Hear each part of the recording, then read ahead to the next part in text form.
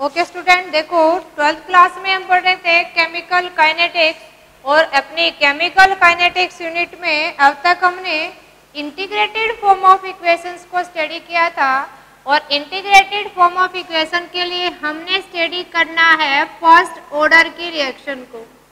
और first order reactions के लिए अब तक हमने उसके लिए टाइम पीरियड के लिए जो रिजल्ट निकाला था वो कितना था, T इजिकल टू 2.303 के log of initial concentration upon final concentration. इसी के केस में अगर हमें किसी की given concentration has a balance equation दे रखी है तो उसकी जगह हम कैसे सोल्व आउट करेंगे उसको देखो। यानी अगर आपको गिवन रिएक्शन मिल जाए, जैसे आपको ये कह दें कि ए रिएक्टेंट है वो चेंज हो रहा है बी और सी प्रोडक्ट के अंदर, तो हम ये मान के चलते हैं कि लेट जो इनिशियल कंसंट्रेशन थी वो स्मॉल है। इनिशियल कंसंट्रेशन का मीनिंग क्या है कि रिएक्शन हमने अभी स्टार्ट ही नहीं की है ना, स्टार्ट करने जा रहे हैं हम। दैट मीन स्टार्ट करने जा रहे हैं तो आपका टाइम यहाँ कितना है, 0। अब रिएक्शन स्टार्ट ही नहीं हुई, इसका मतलब सारे का सारा रिएक्टेंट है, प्रोडक्ट के केस में अपनी कंसंट्रेशन कितनी रहेगी, 0 रहेगी। और इसी के केस में हम ये कहें कि अगर हम टी टाइम पे देखें, हम ये कहें कि एट टाइम टी जब रिएक्शन ने हमें 10 मिनट, 15 मिनट, 20 मिनट या ये कहे कि 5 सेकंड के बाद, 20 सेकंड के बाद कितनी रिएक्शन की रेट है, क्या प्रोडक्ट है, अगर ऐसे निकालना है हमने तो ये कहेंगे कि टी टाइम पे ये बैलेंस इक्वेशन के अनुसार देखें, अगर इसका एक मोल दे रहा है तो हम ये कहें कि अगर इसकी कंसंट्रेशन A माइनस एक्स होगी तो ये अपनी कितनी होगी, हम ये मान के चले यहाँ कि लेट X जो मोलर है वो रिएक्टेंट चेंज इनटू प्रोडक्ट हो रहा है। इसका मतलब अगर X मोलर रिएक्टेंट चेंज हुआ, इसके जितने मोल हैं उतने ही मोल किसके बनेंगे, प्रोडक्ट की। इसका भी एक मोल है तो इसके कितने बनेंगे, X। और इसी केस में हम ये कह सकते हैं कि X अपनी क्या है, rate of disappearance of A है ना। इस केस में A अपना रिएक्टेंट है तो X की रेट से अगर डिसअपियर हो रहा है तो उसी रेट से B और C बनेंगे। तो इसको ध्यान में रखते हुए इस इक्वेशन को हम ये भी लिख सकते हैं कि जब अपनी कंसंट्रेशन इनिशियल थी, टाइम 0 था तो ये इनिशियल कंसंट्रेशन होगी और T टाइम पे ये क्या होगी, फाइनल कंसंट्रेशन। तो इसी इक्वेशन को थोड़ा सा मॉडिफाइड फॉर्म में क्या लिख सकते हैं, यानी हम ये मान के चले कि अपनी जो यहाँ इनिशियल कंसंट्रेशन है जिसको R नोट से रिप्रेजेंट कर रहे थे वो तो A अपनी, और यहाँ जो फाइनल कंसंट्रेशन होगी जिसको R बोल रहे थे हम वो क्या होगी, A माइनस एक्स। तो इस इक्वेशन को हम मॉडिफाइड फॉर्म में या for every concentration of reactant के लिए भी यूज कर सकते हैं। अगर हम फर्स्ट ऑर्डर रिएक्शन के लिए टाइम निकाल रहे हैं तो अपनी इक्वेशन को इस फॉर्म में भी निकाल सकते हैं। केवल लिख दिया मैंने फॉर फर्स्ट ऑर्डर रिएक्शन और लॉग ऑफ क्या करेंगे, initial concentration upon final concentration of reactant. तो इस फॉर्म में हम इस रिएक्शंस को यूज करेंगे।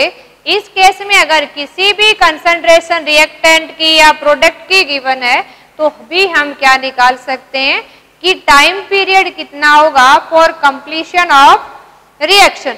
तो ये हमने शॉर्ट आउट किया था। अब इसी के केस में थोड़ा सा और याद रखेंगे हम, जैसे हमने इनिशियल और फाइनल कंसंट्रेशन के लिए निकाल लिया कि अपनी जब इनिशियल टाइम 0 था तो क्या कंसंट्रेशन थी, जब टाइम t हो गया है तो क्या कंसंट्रेशन हो जाएगी। अब हम ये निकाल लें कि किसी भी t टाइम के लिए, या हम ये कहें कि किसी भी x% के लिए क्या फॉर्मूला बन जाएगा। तो यहां अगर हमने सोल्व आउट करना है तो हम रेट कांस्टेंट भी निकाल सकते हैं। एक हमसे डायरेक्टली पूछ लेते हैं कि t हाफ और किसी भी x% के लिए निकालो, है ना। एक तो हमने यहाँ याद रखना है कि किसी भी रिएक्शन की अगर average life lambda find out करनी है, that is equal to inverse of rate constant, है ना। ये फॉर्मूला भी याद रखेंगे हम। एक हमने क्या याद रखना है, अगर हमसे रिलेशन पूछ लिया जाए बिटवीन t हाफ और किसी की भी x% के बीच में कितना टाइम लगेगा, तो हम उसके लिए x% के लिए भी क्या फाइंड आउट कर सकते हैं, रेट ऑफ डिकम्पोजिशन। यानी हमने फाइनल कंसंट्रेशन को चेंज करना है। जैसे अपना t half for first order क्या है 0.693 अपॉन K1, और अगर हम x% के लिए निकालें तो हमने क्या करना है, इनिशियल और फाइनल कंसंट्रेशन को चेंज करना है। कैसे चेंज करेंगे, देखो हम ये मान के चलेंगे अगर x% के लिए t टाइम निकालना है तो ये हो जाएगा 2.3 और K फर्स्ट ऑर्डर के लिए, और log of 100 upon 100 minus x। तो ये भी इक्वेशन अपने पास एक किसी भी गिवन परसेंटेज के लिए, ऐसे सेम केस में हम किसी फ्रैक्शन के लिए भी सोल्व आउट कर सकते हैं। और अगर दोनों में हमने रिलेशन निकालना है कि आपका रिलेशन t हाफ और किसी भी हाफ का मतलब क्या है, जब 50% रिएक्शन कंप्लीट हो गई है उसके लिए, या किसी गिवन परसेंटेज के लिए निकालना है, तो अपने पास क्या रिलेशन आ जाएगा। देखो अभी अगर सोल्व आउट करें हम तो इसके लिए अगर t हाफ और x% का रिलेशन हमने फाइंड आउट करना है तो आ जाएगा 0.3 upon log of 100 upon 100 minus x, है ना। जिस भी परसेंटेज के लिए हमें रिलेशन फाइंड आउट करना हो तो इजीली फाइंड आउट कर सकते।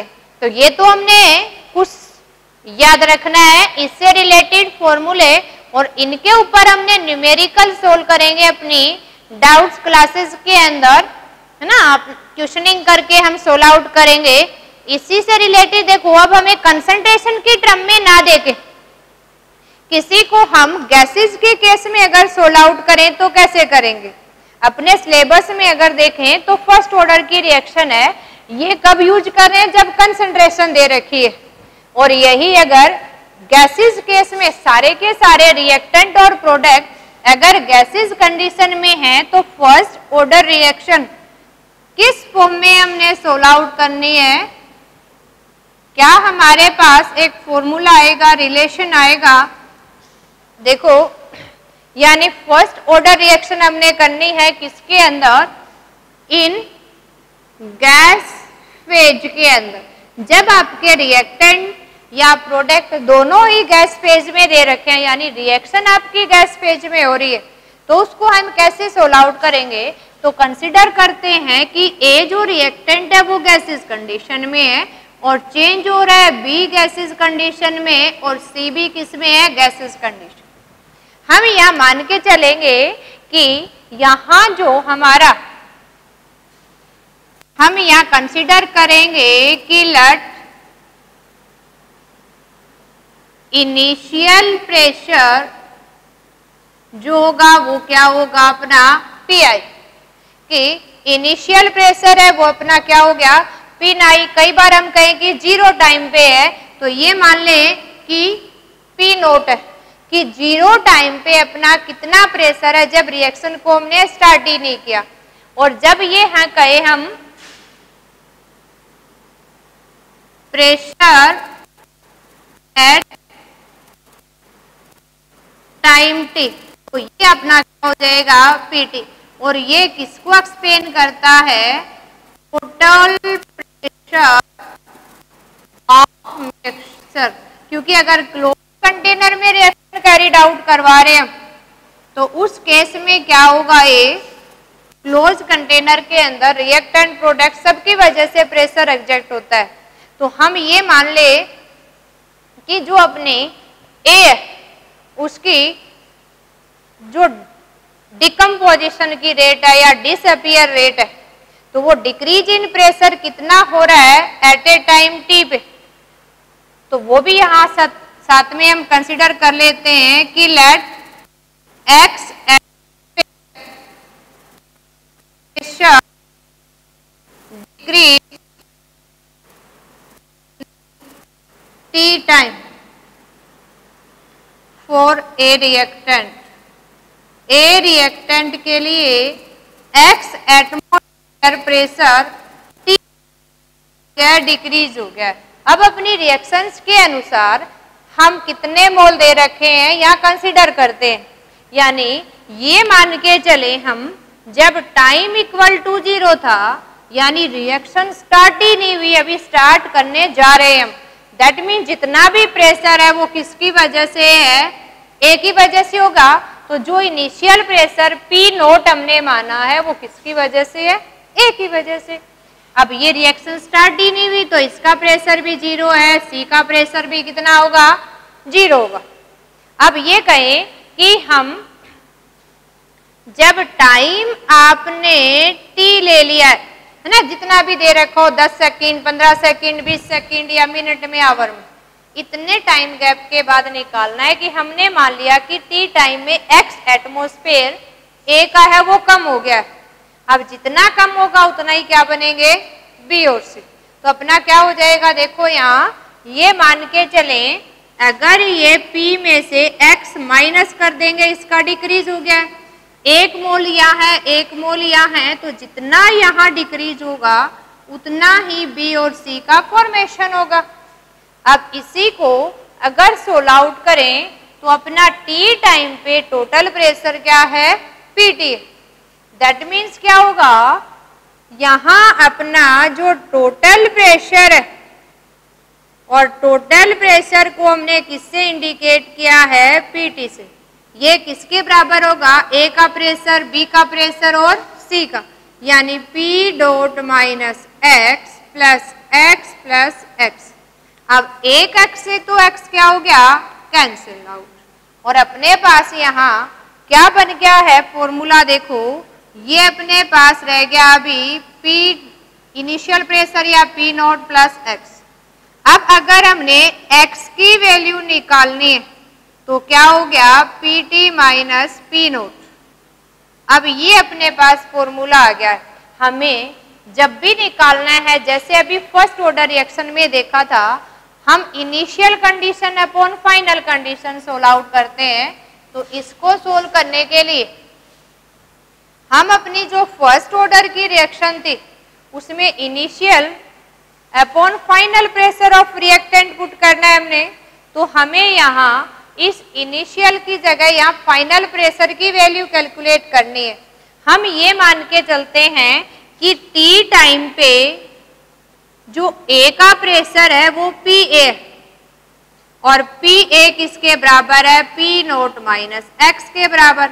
अब हमने पी ए की वैल्यू फाइंड आउट करनी है, तो पी ए की टर्म में हम कैसे निकालेंगे, देखो यहाँ हम इस पी ए की वैल्यू, तो एक्स की वैल्यू यहाँ पुट कर देते हैं, तो एक्स की वैल्यू क्या हो जाएगी, देखो अगर पी ए की वैल्यू हमें निकालनी है तो पी नॉट माइनस क्या हो जाएगा, अभी total pressure minus P dot. अब ब्रैकेट को खोलेंगे तो P note minus P T plus P note, और ये दोनों इकट्ठे होके हमारे पास रिजल्ट क्या आ गया, अभी देखो pressure due to A reactant कितना होगा, पार्शियल प्रेशर इसका 2 time of initial pressure minus total pressure, ये अपने पास आ गया है और PA को हम क्या बोल रहे हैं, partial pressure of A reactant A. Reactant का फाइनल प्रेशर कितना है या पार्शियल प्रेशर कितना है। अब इजिली अपनी जो फर्स्ट ऑर्डर की रिएक्शन थी, इनिशियल अपॉन फाइनल, हम पुट अप कर सकते हैं और अपना फॉर्मूला बन गया है। यानी अगर हम ये कहें सबको सॉर्ट आउट करके कि first order reaction for gases reaction के लिए क्या हो जाएगा, जैसे हमने अभी कंसीडर किया था कि T इक्वल टू क्या है 2.303 अपॉन के एन लोगो इनिशियल कंसंट्रेशन अपॉन फाइनल। तो हम यहाँ पुट कर देंगे initial pressure P naught upon final pressure P note minus P2। ये जो अपने पास आ गया है, ये इक्वेशन किसके लिए आ गई है, फर्स्ट ऑर्डर रिएक्शन के लिए। अगर रिएक्शंस गैसेस फेज में, रिएक्शन गैसेस फेज में कंप्लीट हो रही है, ये ध्यान रखना है, ये हमारी बैलेंस इक्वेशन के अनुसार फाइनल प्रेशर आएगा अपना और इनिशियल प्रेशर हम कंसीडर करेंगे। तो इसी के केस में देखो एक न्यूमेरिकल कंसीडर करके देखते हैं हमने ये फॉर्मूला यूज करना है। लेट हम कंसीडर करके चलते हैं। देखो एक छोटा सा न्यूमेरिकल, फर्स्ट ऑर्डर रिएक्शन अगर गैसेस फेज में कंप्लीट हो रही है तो उसके लिए हम न्यूमेरिकल किस तरह से सोल्व आउट करेंगे। हमें कोई भी रिएक्शन इस फॉर्म में दे रखी है कि कोई भी रिएक्टेंट है आपका, रिएक्शन कंसीडर कर लेते हैं कि लेट गैसेस रिएक्शन जो अपने पास है 2 मोल ऑफ N2O5 डिकम्पोज हो गए और हमें क्या दे रहे हैं 2 mole of N2O4 plus oxygen. Okay, ये सारे के सारे रिएक्टेंट और प्रोडक्ट किसमें हैं, गैसेस फेज के अंदर एग्जिस्ट कर रहे हैं। ये हमें गिवन है। हमें गिवन कंडीशन ये है कि जब टाइम आपका T इक्वल टू 0 है, उस केस में आपको इनिशियल प्रेशर दे रखा है P नोट की वैल्यू 0.5 एटमॉस्फेयर। ओके, फिर कह रहे हैं जब टाइम 100 हो गया, 100 सेकेंड टाइम पे हमें गिवन है कि टोटल प्रेशर यानी 100 टाइम सेकेंड पे टोटल प्रेशर की वैल्यू हमें गिवन है यहाँ 0.512 एटमॉस्फेयर और हमसे पूछ रहा है कि find out the value of rate constant. हमसे क्या कह रहा है अभी, find out value of rate constant के की वैल्यू निकालनी है हमने। क्वेश्चन ये अपना कि वह नाइट्रोजन पेंटाऑक्साइड के 2 मोल्स ब्रेकअप हो रहे हैं N2O4 और ऑक्सीजन में। हमें कहा कि जब रिएक्शन स्टार्ट की तो यहाँ प्रेशर 0.5 एटमॉस्फेयर था और 100 सेकंड के बाद नोट किया तो उसका प्रेशर 0.512 एटमॉस्फेयर है। आप रेट कांस्टेंट की वैल्यू बताओ अभी। तो रेट कांस्टेंट K की वैल्यू फर्स्ट ऑर्डर के लिए हमने ये फाइंड आउट करनी है। तो इसकी वैल्यू हम इस फॉर्मूले में पुट करें तो इनिशियल और फाइनल प्रेशर चाहिए हमें। अब फाइनल प्रेशर कैसे निकालेंगे, यहाँ थोड़ा पेशेंस के साथ आराम से न्यूमेरिकल सोल्व करना है, जल्दबाजी नहीं करनी है हमने। तो कैसे सोल्व करेंगे, देखो हमने यहाँ कंसीडर कर लिया टाइम 0 था तो प्रेशर सिर्फ रिएक्टेंट की वजह से, यानी रिएक्शन अभी स्टार्ट ही नहीं हुई। तो हम ये देखेंगे कि रिएक्शन जब स्टार्ट ही नहीं हुई तो सारे का सारा प्रेशर N2O5 की वजह से है। N2O4 और ऑक्सीजन का प्रेशर कितना है 0। जब 100 सेकेंड होगी है तो हम यहाँ कंसिडर करेंगे कि X एटमॉस्फेयर डिक्रीज हो रहा है रिएक्टेंट का, यानी अगर X रेट से डिक्रीज हो रहा है तो अपने पास क्या हो जाएगा कि हम ये माने कि लेट X एटमॉस्फेयर प्रेशर क्या हो रहा है, डिक्रीज विद ऑफ N2O5। तो यहाँ बैलेंस इक्वेशन के अनुसार देखें, अगर ये 0.5 एटमॉस्फेयर था तो 100 टाइम पे क्या हो जाएगा, जो इनिशियल प्रेशर अपने पास था इसमें से 2x माइनस कर देंगे। क्या करेंगे हम, 2x माइनस, क्योंकि इसके 2 मोल है और x रेट से डिक्रीज हो रहा है। अब इस केस में इसके भी कोफिशिएंट 2 है तो ये भी कितना होगा, 2x। इसका कोफिशिएंट 1 है तो इसका कितना हो जाएगा, x। यानी x क्या है, इसकी रेट ऑफ डिक्रीज किस रेट से हो रहा है आपका, तो जिस रेट से डिक्रीज होगा उसी रेट से फॉर्मेशन ऑफ प्रोडक्ट होगा। अब हमें टोटल प्रेशर गिवन है, टोटल प्रेशर मींस क्या है, इन तीनों का सम अब दे रखा है। यानी ये कहें हम, देखो जो टोटल प्रेशर है वो आपको 0.512 एटमॉस्फेयर गिवन है, वो किसके बराबर है, 0.5 माइनस 2x प्लस 2x और प्लस x, ये 512 इसी के बराबर है टोटल प्रेशर। 2x से 2x कैंसिल कर दें तो अपने पास कितना बच गया है, 0.512 equal to 0.5 plus x।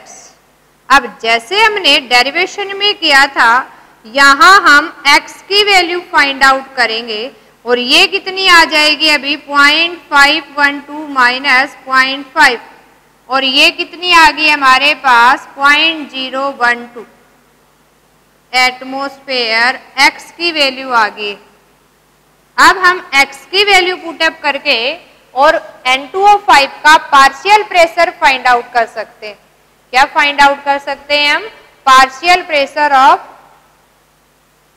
N2O5। अब इस केस में ये अपने पास है, x की वैल्यू हमने कैलकुलेट कर ली है तो इसी को फॉर्मूले में पुट करते हैं। देखो हम, ये अपने पास कितनी वैल्यू आ गई है, देखो सोल्व आउट करते हैं अभी हम। इसी केस में अगर हमने अभी निकालना है पार्शियल प्रेशर ऑफ N2O5, यानी ये कि ये कितना 100 सेकंड पे बच गया है, तो हम x की वैल्यू यहां पुटअप कर देंगे तो अपने पास नेट रिजल्ट कितना आ जाएगा। देखो जैसे उस फॉर्मूले के अनुसार अगर पुट करें तो अपने पास पार्शियल प्रेशर ऑफ N2O5 की वैल्यू कितनी आ गई, देखो ये हमारे पास 0.5 है, इसमें से -2 करना है हमने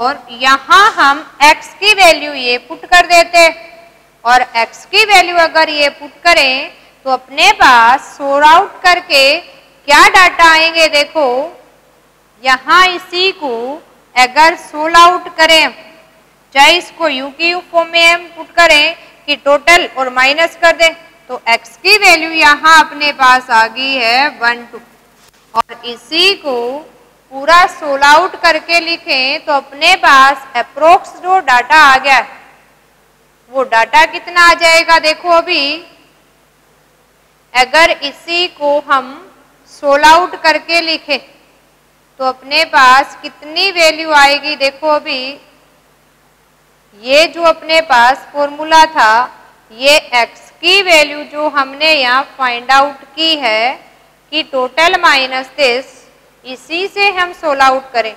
देखो ये कहाँ से आ गया, तो अगर डायरेक्ट ना लिखे और आप इस केस में ऐसे भी सोल्व करें कि 2x की वैल्यू हम ये लिखें, ये हमने क्या पुट किया अभी, टोटल माइनस और ये अपना कितना रह गया, जो टोटल प्रेशर था इसमें से हमने 0.5 को क्या करना है, माइनस करना है।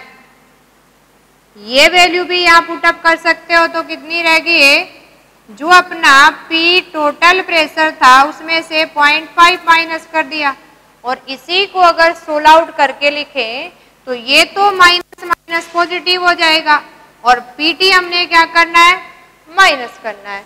तो अपने पास क्या डाटा बच जाएंगे, चाहे आप इस फॉर्म में सोल्व कर लें कि 0.5 ये हो गया -2pt और ये माइनस माइनस क्या हो गया है प्लस, 2 से मल्टीप्लाई करोगे तो 1 कंप्लीट हो गया है, यानी 1.5 माइनस 2 इंटू पॉइंट। अब टोटल प्रेशर की अगर ये वैल्यू दे रखी है, यहाँ ये पुट कर लो, चाहे आपकी मर्जी है डायरेक्ट पुट करें या पहले सोल्व आउट करके। और इसको अगर सोल्व करें तो हमें पार्शियल प्रेशर कितना मिलता है अभी 0.476 एटमॉस्फेयर। अब ये जो वैल्यू है N2O5 की, ये होगी आपका फाइनल प्रेशर और ये जो हो गया है अपना इनिशियल प्रेशर। ये दोनों की वैल्यू हम पुटअप करके और अब न्यूमेरिकल सोल्व आउट करते हैं। तो अपना न्यूमेरिकल क्या हो जाएगा देखो, यानी ये इक्वेशन हमने सोल्व करनी है, के कांस्टेंट फर्स्ट ऑर्डर के लिए फाइंड आउट करना है 2.303। टाइम को इधर ले आए, आपने 100 सेकंड पे निकालना है। तो अपने पास क्या रह गया, log of initial pressure P note कितना है, जब रिएक्शन स्टार्ट ही नहीं की तो कितना था अपने पास 0.5 और फाइनल प्रेशर 2 नोट P।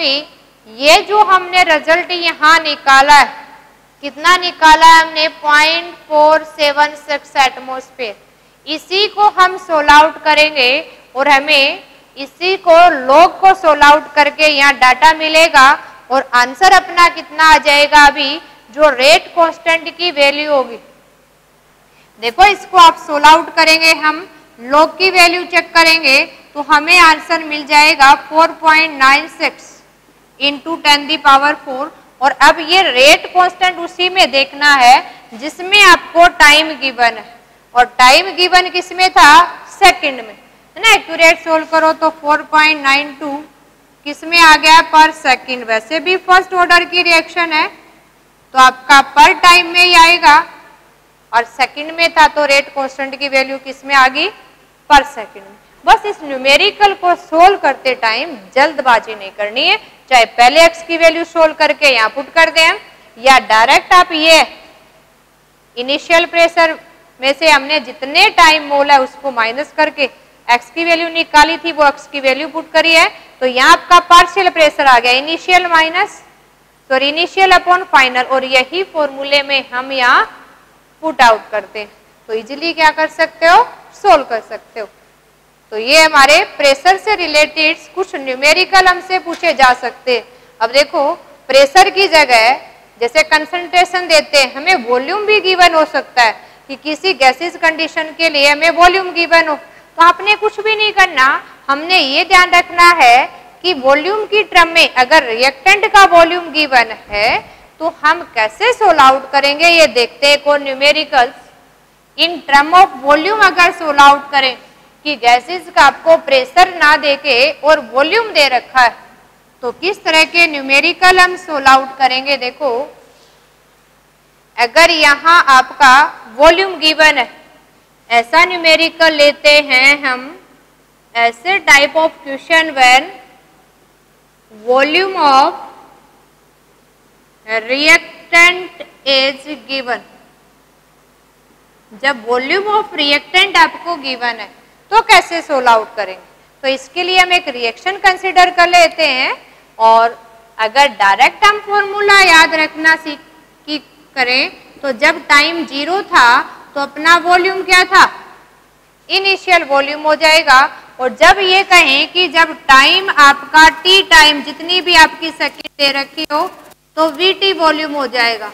तो इसी की टर्म में अपनी इक्वेशंस को थोड़ा सा मॉडिफाई भी कर सकते हैं हम। अगर हमने रेट कांस्टेंट की वैल्यू निकालनी है वॉल्यूम की टर्म में तो फर्स्ट ऑर्डर के लिए क्या हो जाएगी 2.303 टी, और यहाँ करेंगे log of initial volume upon final volume, यानी टी टाइम पे कितना है। अगर रिएक्टेंट का वॉल्यूम गिवन, तो ये भी हमने ध्यान रखना है। एक छोटा सा न्यूमेरिकल अगर सोल्व करें तो आपने सोल्व करके देख लेना है, लेकिन ये ध्यान रखना ये किसके लिए है, रिएक्टेंट का वॉल्यूम अगर गिवन है और सेम अपने ध्यान रखना है, इफ प्रोडक्ट गिवन, अगर प्रोडक्ट का वॉल्यूम गिवन है तो कैसे सोल्व आउट करेंगे। प्रोडक्ट के वॉल्यूम में हमने ये मान के चलना है कि कैसे आपका वॉल्यूम वेरी कर रहा है। इस केस में आपने सोल्व आउट करना कैसे है कि जब कोई भी रिएक्टेंट,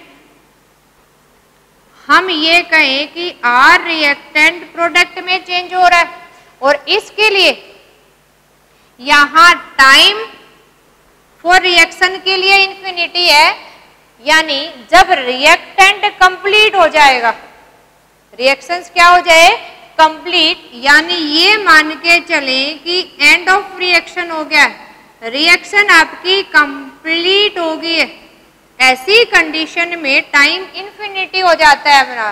तो यहां हम ये मान के चले कि जो आपकी इनिशियल कंसंट्रेशन थी वो किसके बराबर होगी, वीटी वॉल्यूम के टी टाइम के, और यहां आपकी कितनी कंसंट्रेशन चेंज हुई, जिसको आर से या ए माइनस एक्स से लिख रहे थे, उसकी जगह हमने क्या पुट करना है कि volume of product at infinity और एट ए टी टाइम पे।